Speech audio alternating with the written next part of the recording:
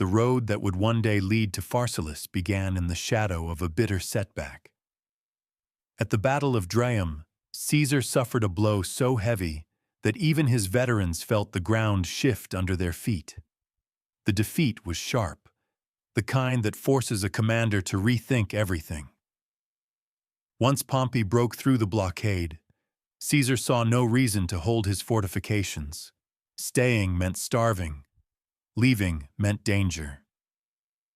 But he chose movement, the only path he trusted. He pulled his men back from the broken lines. They gathered in one place, silent and exhausted. Caesar spent the night reorganizing them, shaping order out of chaos. Yet even after he restored discipline, the question remained: where to go next? Standing still was never an option for him. His troops needed space to breathe, to calm their racing hearts, and to nurse their wounded pride. Food was scarce. The camp was heavy with the smell of sickness. Every delay made the army weaker. He considered his options. He could march back to Italy, though the land route was long and unforgiving. It cut through hard country, where a hungry army would find almost nothing to keep it alive.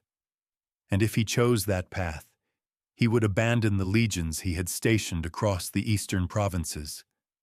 That was unthinkable. He tried to find a way to move his soldiers by sea.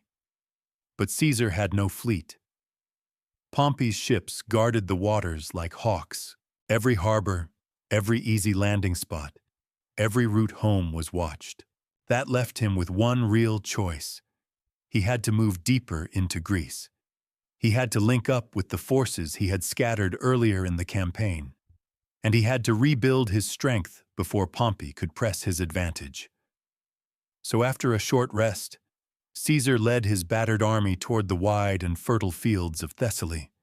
His men walked into that land with the hope of recovery, though none knew what waited beyond the hills.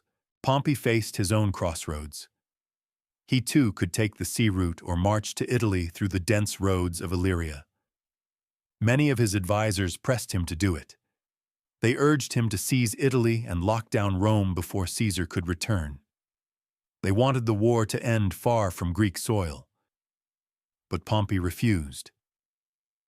Victory was close enough that he felt he could reach it with his bare hands. His army was overflowing with confidence.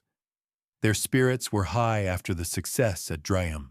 Pompey believed he had Caesar cornered, so he set off, determined to finish the war. Caesar reached Apollonia first. The town still held some loyalty to him, and he used that loyalty well. His army rested.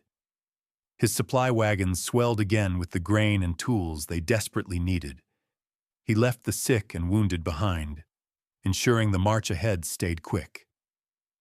Then he pushed forward at full speed toward the marching column of Domitius. To make the pace even faster, Caesar sent his baggage train ahead with a separate escort. His men marched light. Their steps were long, their movements sharp. Pompey's troops, weighed down by their own heavy camps, could not match the pace. Realizing the chase was slipping from his grasp, Pompey tried something bold. He sent his cavalry ahead to strike Caesar's rear guard. They caught up near a narrow bridge over the river Genus. There they tried to block the crossing and force a fight. But they did not expect to meet Caesar's Gallic horsemen. Those riders struck with a speed and fury that drove Pompey's cavalry back across the river. The bridge stayed open. Caesar crossed. The march continued. Caesar cut through Epirus and turned toward Athymania. Pompey took a different road through the hard passes of Candavia. Both commanders moved fast. Both sent messengers. Both tried to keep their scattered allies in motion, but the land was wide. The news was confused, and many of Caesar's letters never reached Domitius. Pompey's messengers were luckier. They spread word of Caesar's defeat through every town and village they passed. They spoke of a broken general and a starving army. People listened. They turned cold. They closed their gates. They withheld food. In those days, the land itself seemed to shift under Caesar's feet. Every rumor added weight to Pompey's cause. Domitius still managed to receive one important order. Caesar instructed him to march at once and join him. But Domitius did not know what route Caesar planned to take. He had no idea where their armies would meet. Even so, he broke camp. He pushed his troops along the shortest line, the Via Egnatia, heading toward Dyrrachium and Apollonia. He hoped Caesar would appear on the horizon. Instead, something far more dangerous appeared. Pompey's entire army was coming down the same road.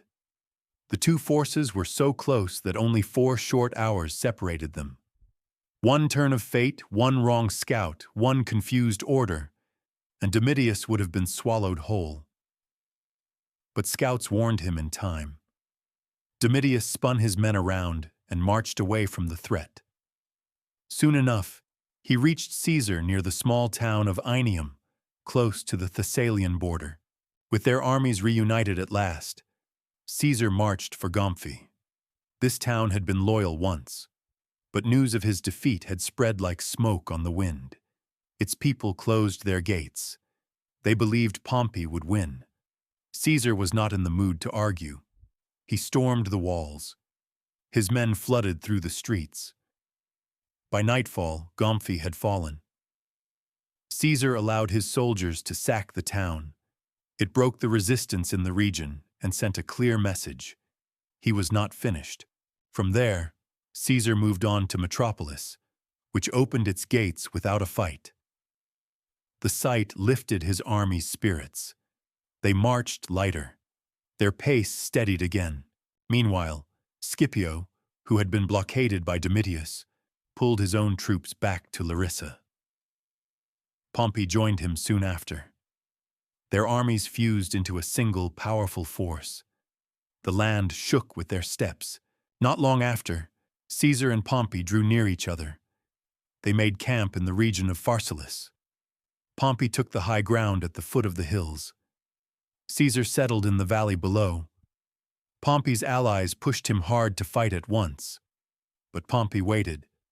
He believed time would break Caesar more effectively than steel. The days grew tense. Caesar shifted his camp closer, day after day. He wanted Pompey to commit to battle. Pompey mirrored his movements, but never stepped forward.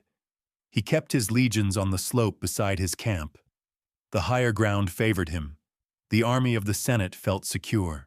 Supplies grew thin in Caesar's camp. The danger grew heavier with each passing day. Something had to break, and that moment stood just beyond the next ridge. What came next would push both armies toward the final clash they could no longer avoid. Each sunrise over Pharsalus tightened the noose around Caesar's supplies. His men felt hunger bite a little deeper each day. Grain stores ran low. Foraging parties returned with almost nothing. The land had been stripped clean by Pompey's larger force. Caesar understood that he could not wait forever. He needed a breakthrough before his army collapsed under slow starvation. Yet Pompey held firm on his hill. He believed the high ground and the wide slopes before him would wear Caesar down. His supporters urged action. Senators who had fled Rome pressed him to finish Caesar while he held the advantage. They argued that glory lay at the bottom of the valley. They begged him to descend and crush the rebellion that had overturned the Republic's order. Still, Pompey refused. He was cautious by nature, never one to gamble when patience served him better. He believed time fought on his side. Every day Caesar grew weaker. Every hour Pompey grew stronger. And in the quiet spaces between the camps, rumors whispered that Caesar's men were ready to desert if the hunger worsened. Pompey trusted the hill more than the sword. Caesar saw all this from below. He tried to drag Pompey down into open battle. He marched his troops forward in full formation. He stood them in lines. He dared Pompey to strike. But Pompey stayed on the slope with the confidence of a man who believed victory walked toward him slowly but surely. At last, Caesar faced the truth.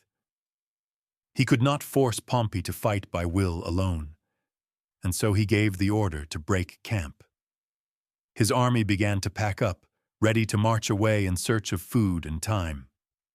That moment, simple, practical, unremarkable, was enough to snap Pompey's restraint.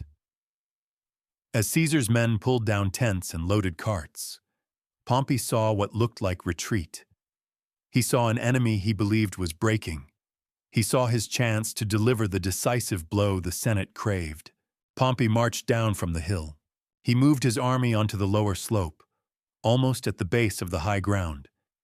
It was close enough to tempt Caesar, yet far enough to keep the advantage. He believed that Caesar's troops would tire themselves trying to fight upward. He believed their hunger would drag them down, and he believed his mounted troops on the left would cut through Caesar's weakened right like a blade through soft cloth. Once both armies formed up, the field stretched wide before them like an open arena. The river Anipius guarded Pompey's right. The plains to the left gave his cavalry room to run. He arranged his heavy infantry in 3 solid lines, each deeper than Caesar's.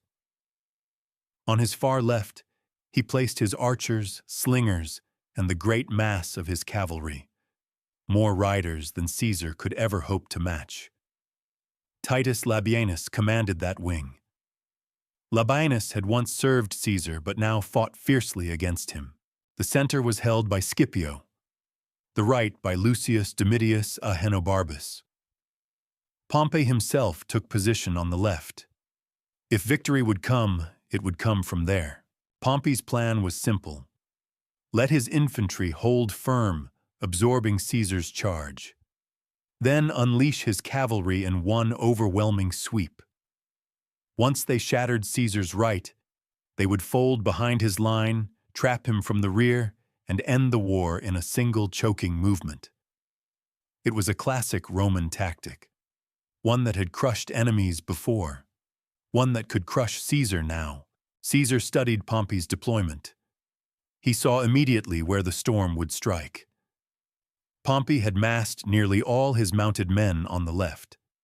That meant the blow would come hard at Caesar's right.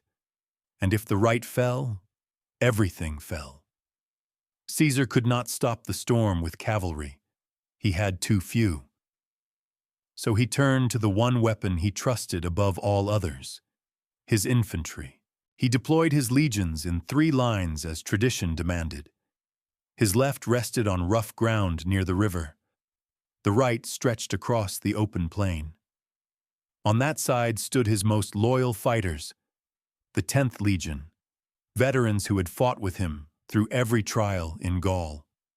In the center, he placed the 11th and 12th. On the left, he placed the 8th and 9th, both so heavily depleted that together they barely formed a single legion. Mark Antony commanded the left. Domitius held the center. Sulla took the right. Caesar placed himself opposite Pompey, but Caesar needed something more, something that would break Pompey's plan before it broke him. He took 3,000 hand-picked legionaries, men drawn from cohorts across the army, and formed a special reserve. He gave them direct, precise orders.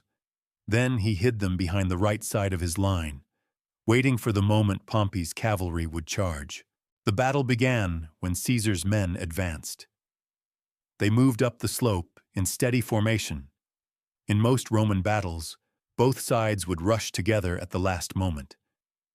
Not here.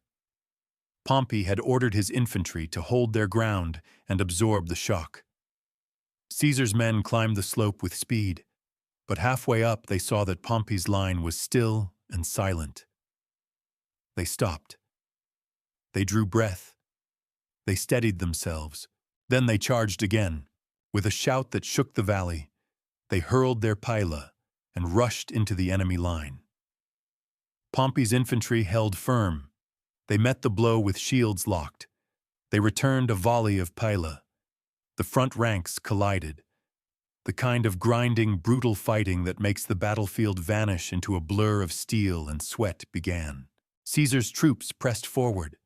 They pushed through the first ranks, but the slope and the depth of Pompey's formation slowed them. The entire field erupted in a storm of close combat. Neither side could break free. Then Pompey gave the signal his army had been waiting for. 7 riders for every one of Caesar's surged forward. Pompey's cavalry swept toward the right flank. Their charge sent up dust like a rising storm. Caesar's small cavalry force moved to intercept, but the clash was brief. Pompey's riders drove them back in moments. They saw the open flank before them. They prepared to swing wide and crash into Caesar's rear. But at that exact moment, Caesar raised his hand. His hidden reserve moved. 3,000 legionaries advanced as a solid block, shields locked, pila held like spears. They did not throw them. Instead, they charged straight at the charging cavalry. They aimed for the riders' faces, the one place a horseman feels exposed. The shock was instant. Pompey's cavalry faltered. Their horses reared. Their formation bent. It broke. Caesar's infantry kept pushing, step by steady step, driving the riders away in a long arc like a wave breaking against rock. Pompey's grand plan collapsed in a heartbeat. His cavalry fled the field, and with them fled the archers and slingers who had relied on their protection. Caesar's reserve slammed into the now exposed flank and rear. The 10th Legion pressed hard in front. Caesar's entire line surged with new strength. Then came the final order. Caesar called for his fresh 3rd line. These troops had not yet fought. They rushed forward, replacing the tired front ranks. They struck Pompey's infantry with clean force. Pompey's soldiers held for a moment, one brief moment. Then the line buckled. It bent. It cracked, and then it broke. What followed was chaos. Pompey's army collapsed into flight. Some ran for the camp. Some fled toward the hills. Caesar's troops stormed the ramparts. A short struggle at the gates ended in a complete rout, and Pompey, seeing the disaster unfold, turned away from the battlefield. He left without speaking a word. What followed after Pompey left the field would shape the fate of the Roman world, because the Battle of Pharsalus did not end when the enemy line broke. It ended only when Caesar closed his hand around every fragment of Pompey's shattered army. As the sun dipped behind the hills, Pompey's men streamed away from the battlefield in a long, desperate tide. Dust rose behind them like smoke. The cries of wounded soldiers drifted across the plain.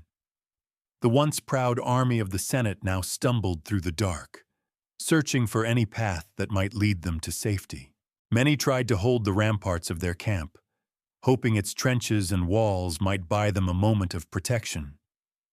But Caesar's legionaries pressed forward with steady, unstoppable force. They broke through the outer defenses in a single violent surge. A brief clash at the gates ended with Caesar's banners rising over the fortifications. The sight alone drained the last strength from the fleeing Pompeians. Night saved the survivors. If the darkness had not fallen, Caesar's troops might have swept the plain clean. Instead, the broken fragments of Pompey's army scattered into the hills, trying to reach Larissa before Caesar blocked the roads. But Caesar moved faster than anyone expected. He pushed detachments into the night, wrapping around the routes like a closing net. By dawn, he had sealed nearly every path north. Groups of Pompeian soldiers surrendered as soon as they saw Roman torches glimmering on the ridges. Others laid down their arms without waiting for Caesar's officers to reach them. Ancient sources spoke of thousands captured, so many that the victors scarcely had enough guards to process them. Between the dead and the prisoners, Pompey's army had all but ceased to exist. Caesar had lost many men too, more than he expected, but his legions still stood in formation when the morning broke. And then the pardons began. Nearly all the aristocrats who surrendered were forgiven on the spot. Caesar walked among them calmly, speaking in the soft, controlled tone he used when he wanted to win hearts more than land. He freed senators who had raised legions against him. He freed men who had sworn oaths to end his life. Among those who stepped forward was Marcus Junius Brutus, a name that, in time, would become a wound. Brutus expected death. Caesar offered mercy. The gesture surprised even Caesar's own officers. But Caesar believed forgiveness was more powerful than punishment. He believed it turned enemies into tools, tools into allies, and allies into shields. He had used that strategy in Gaul. He used it here too, beneath the fading echoes of battle. Not all were spared. Lucius Domitius Ahenobarbus, who had recently held command in Pompey's right wing, died during the pursuit after refusing to surrender. But he was one of the few. Many rank-and-file soldiers, now freed, chose to join Caesar's legions. They marched under his eagles before the month was over. The rest were dismissed and allowed to return home, wandering back to Italy with empty hands and heavy thoughts about the war that had consumed their lives. While Caesar gathered the living and buried the dead, one man drifted farther from the battlefield with every passing hour: Pompey. He rode straight to Larissa, carrying barely more than a small escort. His face was empty, his voice low, as if the battle had hollowed him out from within. His companions urged him to sail for Africa, where the last great pocket of his supporters had gathered. Others told him to head east, into Asia, and appeal to the Parthians for help. The Parthians had crushed Crassus at Carrhae. They could certainly lend Pompey an army, but Pompey rejected both paths. He chose Egypt. The decision came from old loyalties. Years earlier, he had protected the Egyptian king and set the young Ptolemy III on the throne. Pompey believed that the boy king owed him gratitude. He believed Egypt would welcome him as a friend, so Pompey fled the mainland. At the coast near Amphipolis, he boarded a merchant ship. No guards, no fleet, no legion to protect him. From there he sailed through Mytilene, then Salamis, and finally touched at Cyprus. The sea carried him like a drifting shadow. On Cyprus, he sent messengers to the court of Ptolemy. He asked for permission to land. He expected an eager reply, a warm invitation, perhaps even a guard to escort him safely into Alexandria. The response came quickly. Permission granted. He felt relief for the first time since Pharsalus. But what Pompey did not know was that Egypt had already decided his fate. Ptolemy the Thegned was young, guided by advisors who feared Caesar more than they cared for Pompey. Caesar was coming, and he was coming fast. To welcome Pompey would invite Caesar's anger. To support Pompey would draw Rome into Egyptian politics. The court wanted neither. So the regent and his council crafted a darker plan. They sent Achillas, commander of the guard, and Septimius, a Roman tribune who had once served under Pompey, to greet him. Their orders were simple: end the problem before it reached the shore. As Pompey's ship approached the coast near Pelusium, he saw a small boat rowing out toward him. Inside sat Achillas, Septimius, and a handful of soldiers. Pompey believed it was a welcoming party, sent to honor him. He turned to his wife Cornelia, who stood on deck with tears in her eyes. He reassured her as best he could. He had lost a battle, yes, but he had friends still. He did not know the truth. He stepped into the small boat. The oarsmen began to row toward the beach. The water was calm, the sky clear. Pompey sat quietly, speaking softly to Septimius, who refused to answer. He tried again. Still no reply. Then Achillas gave the signal. Septimius drew his blade. He struck quickly. Pompey fell without a cry. Cornelia saw it happen from the deck of the ship. She screamed as the soldiers in the small boat lifted Pompey's severed head. The crew forced the ship away from the shore, fearing they might be next, and the last ally of the Roman Senate drifted away into the open sea. The news reached Caesar while he pursued across the eastern Mediterranean. He moved with relentless speed, crossing waters patrolled by Pompeian ships, landing in ports where loyalty balanced on a knife edge.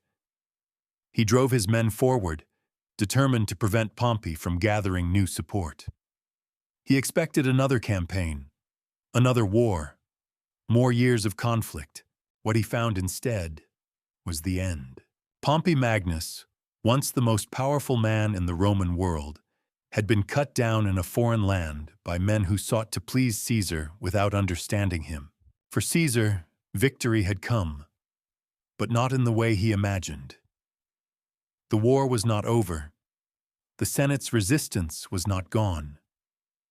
But Pompey, the one man who could have matched him, now lay dead on a silent Egyptian beach. And Caesar, stepping into Alexandria, would soon find that Egypt itself was a furnace waiting to ignite.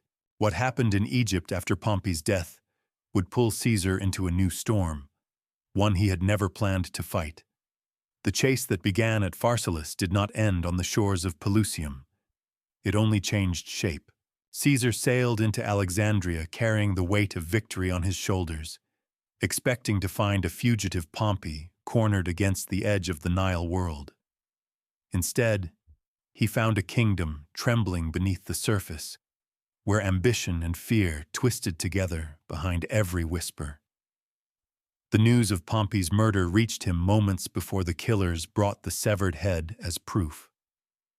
Caesar did not rejoice. He did not accept the gift. He turned away from it as if it were poison. He had wanted Pompey defeated in battle, not slaughtered in a fisherman's boat. He had wanted Rome to judge him, not foreign blades. The death solved nothing. It complicated everything. Egypt had misread him. They believed they had cleared his path. Instead, they had dragged him into their own crisis, for the kingdom was breaking. Ptolemy the Third sat on the throne, but the throne itself shook beneath him. His sister Cleopatra, once co-ruler, had been forced into exile.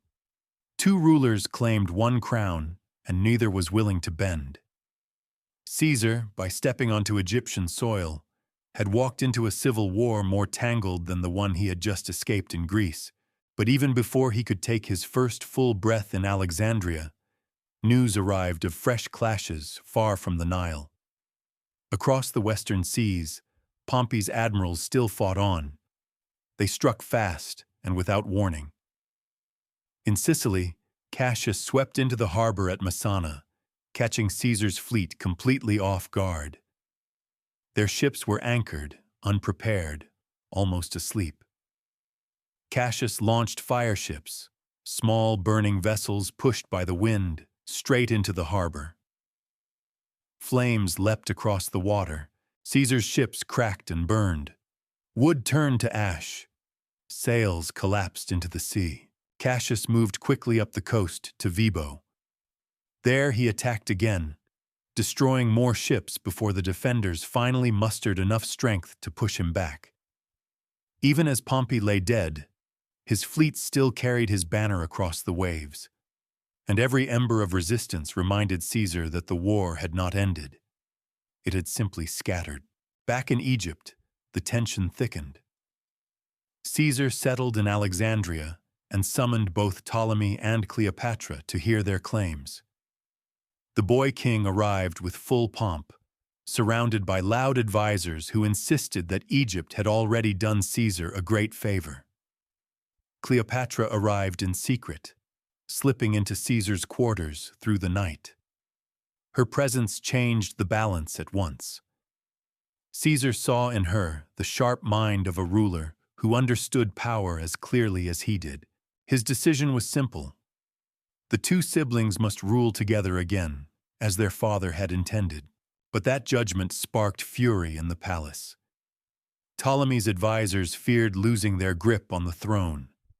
They believed Caesar's choice meant the end of their influence, and so the city began to shift toward rebellion. Murmurs turned into calls for action. Calls for action twisted into riots. Alexandria, brilliant and ancient, prepared to erupt. Caesar found himself trapped inside a city whose narrow streets turned into labyrinths of danger. Egyptian troops gathered around the palace district, cutting him off from the harbor. What had begun as a diplomatic meeting now grew into a siege. Caesar, as always, refused panic. He fortified his position. He pulled together every Roman soldier available, no more than a few thousand, and used the palace grounds as a defensive shell. He seized the royal docks, the shipyards, the warehouses. He ordered old vessels dragged from their moorings and turned into barricades. Alexandria's waterfront, normally bright with merchants and sailors, transformed into a maze of walls and wooden shields. Outside, the forces of Ptolemy and his advisors closed in. They attacked from the streets, from the rooftops, from the shadows.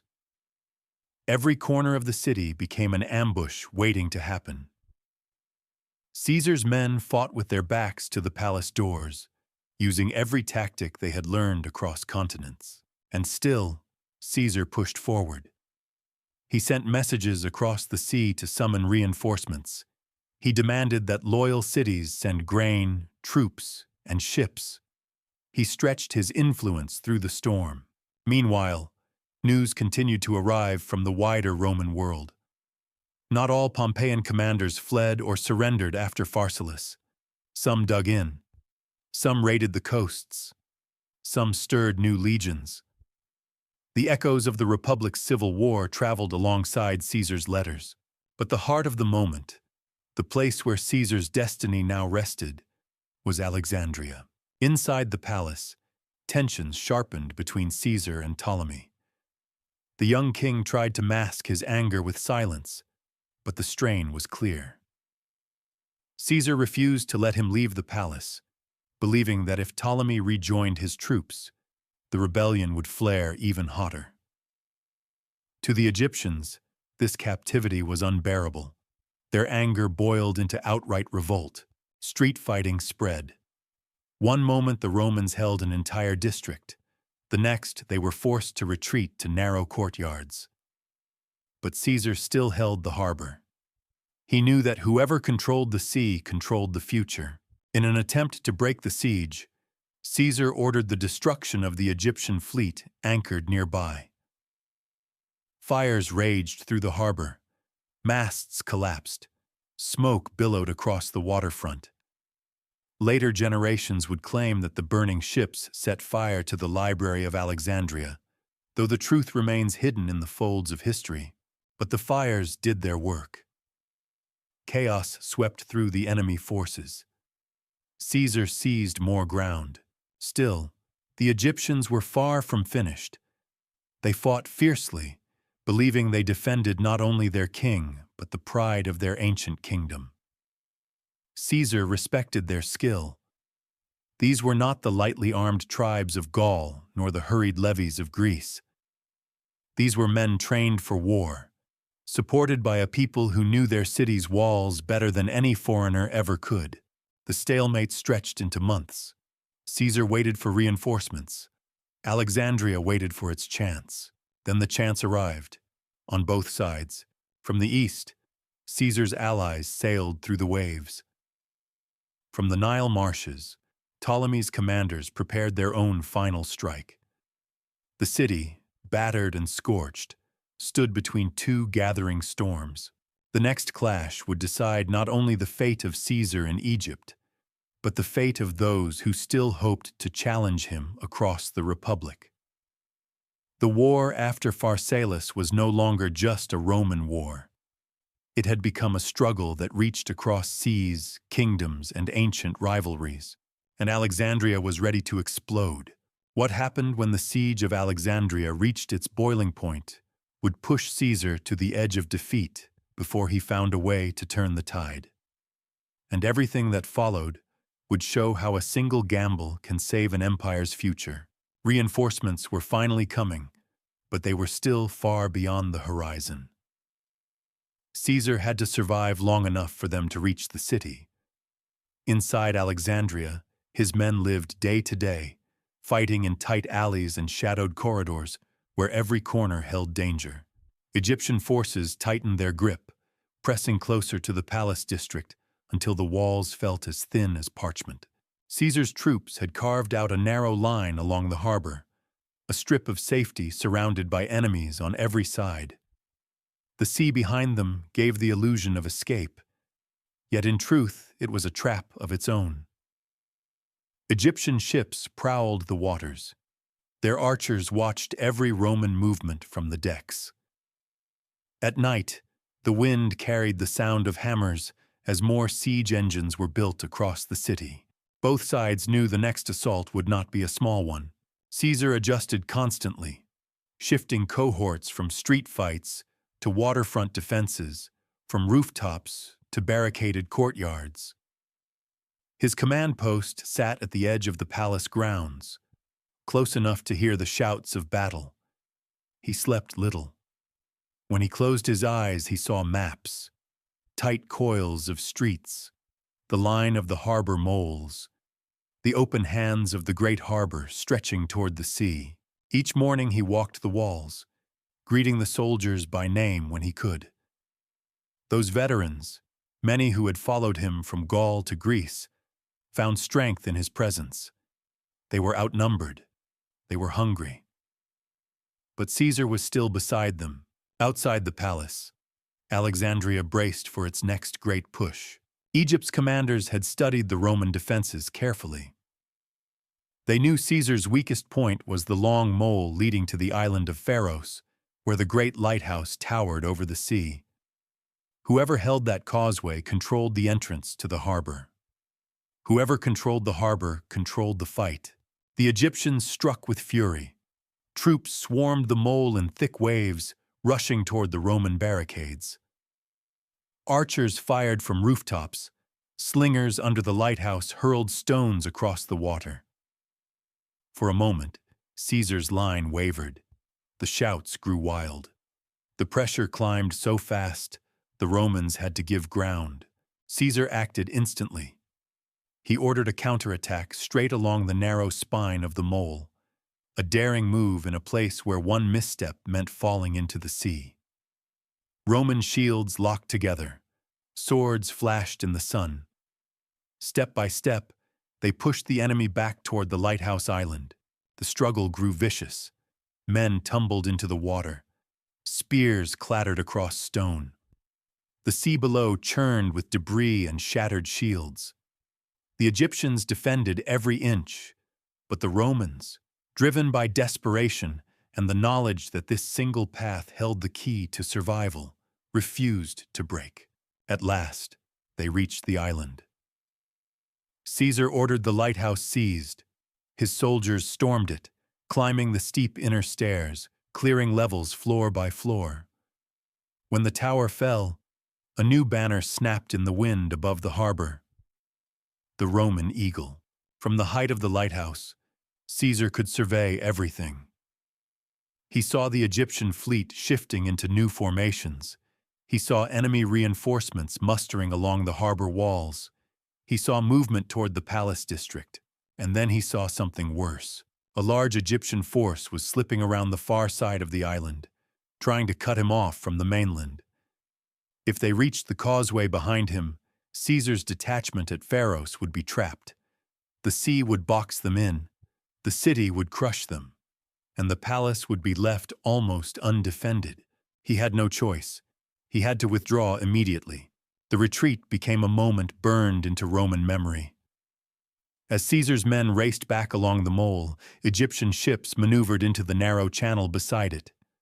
Arrows hissed upward. Stones and firepots flew. The water boiled with enemies closing in. Then part of the mole collapsed under the chaos. Romans stumbled. Some were swept off the edges. Others clung to the broken stones, fighting for footing. Amid the confusion, Caesar himself slipped into the sea.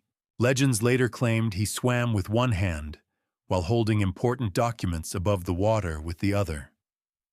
Whether the tale was invented or true, his men believed it, and belief can be more powerful than fact. They saw their commander rise from the surf, soaked but alive, and the sight lit a fire inside them. The retreat succeeded.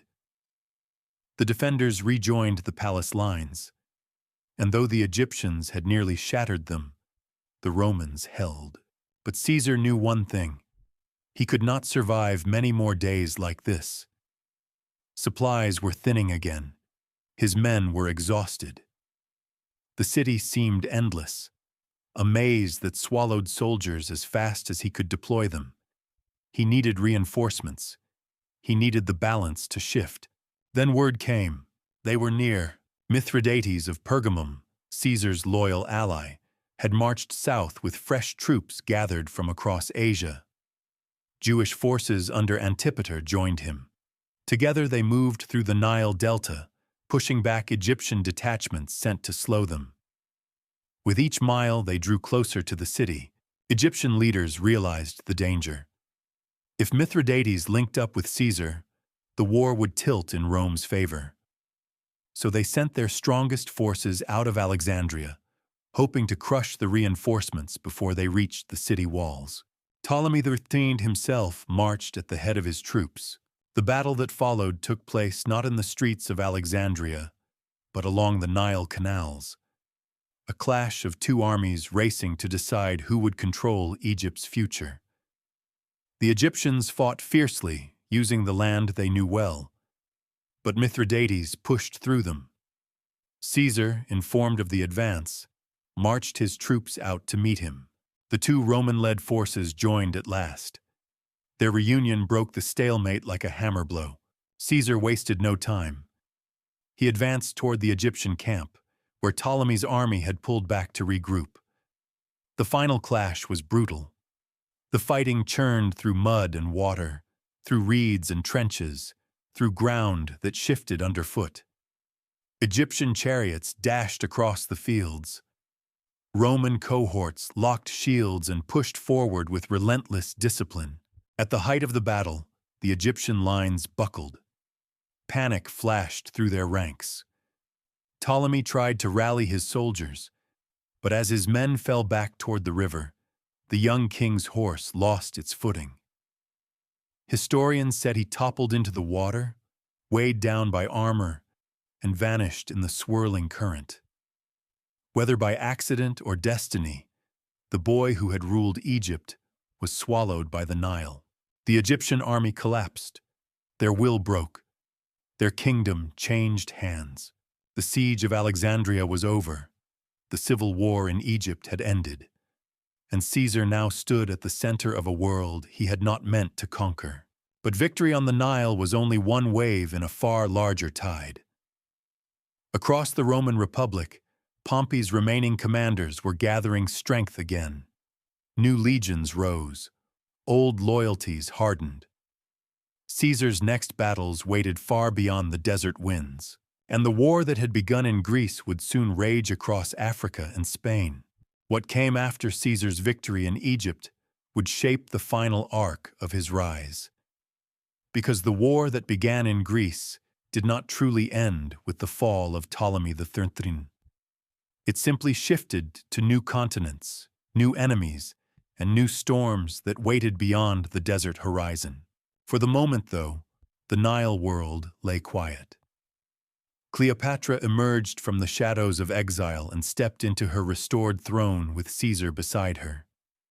Their alliance, born in the pressure of siege and sharpened by shared ambition, reshaped the politics of Egypt overnight.